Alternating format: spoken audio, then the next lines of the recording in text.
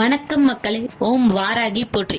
நம்ம சேனல்ல இன்னைக்கு பார்க்க போற டாபிக் ஆடிப்பெருக்கு உருவான கதை, அதன் வழிபாடும் முறைகளும் பயன்களும் பற்றி தான்.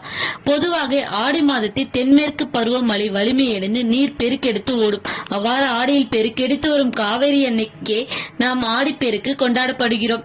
காவிரி தாய் தன் பிறந்த வீடை விட்டு புகுந்த வீடு எல்லையான ஒக்கானிக்கல் தொடங்கி பூம்புகாரில் சங்கமாவாள். ஆடிப்பெருக்கு தினத்தில் நீரெல்லாம் காவேரி, நிலமெல்லாம் வைகுந்தம் என்பார்கள். ஆடி 18 என்பது காவேரி தாய் பூப்பித்த நாள் என்பது ஒரு ஐதீகம் இருப்பதால் வளையல், கருகமணி, தேங்காய், வெற்றலைப்பாக்கு, பழம், மஞ்சள் தடவிய நூல் பூஜை செய்து காவேரி நீரில் விடுவது காலங்காலமாக மக்கள் கடைபிடித்து வருகிறார்கள். அது போன்றவே ஸ்ரீரங்கத்தில் காவேரிக்கு பெருமாள் சீர் கொடுப்பார்.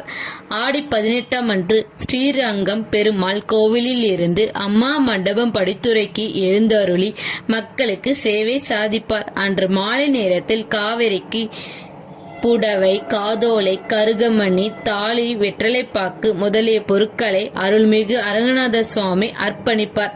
காவேரி நதி பெருகி வரும் இந்நாளில் விவசாயிகள் ஆடிப்பெருக்கு முன்பதாகவே நவதானியங்களை ஒரு சட்டியில் வளர்த்து ஆடி 18 நாளன்று காவிரி ஆற்றின் படித்துறையில் வைத்து வணங்கி சிறப்பு செய்து ஆற்றில் கலங்க விடுவார்கள். அன்று ஆற்றில் செல்லும் முளைப்பயிர்கள் ஏதாவது ஒரு கரையில் ஒதுங்கி நன்கு செழித்து வளரும். ஆடிப்பெருக்கு நன்னாளில் செய்ய வேண்டியவை: புதுமணி தம்பதிகள் புது மஞ்சள் கயிற்றை மாற்றலாம். பெண்கள் விரதம் இருந்து ஆற்றை வழிபட்டு வாழை மட்டையில் விளக்கேற்றி நீரில் விடலாம்.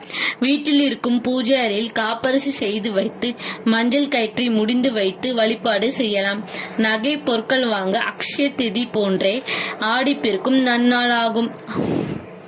நாம் எதை செய்தாலும் இந்நாளில் பெருகும் என்பது ஐதீகம். இந்நாளில் தொடங்கும் சேமிப்பு பல மடங்கு பெருகும்.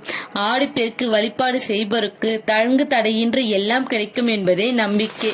இந்த வீடியோ உங்களுக்கு பயனுள்ளதாக இருந்திருக்கும். மேலும் இது போன்ற ஆன்மீக தகவலுக்கு நம்ம சேனல் லைக் அண்ட் சப்ஸ்கிரைப் பண்ணிடுங்க. நன்றி மக்களே.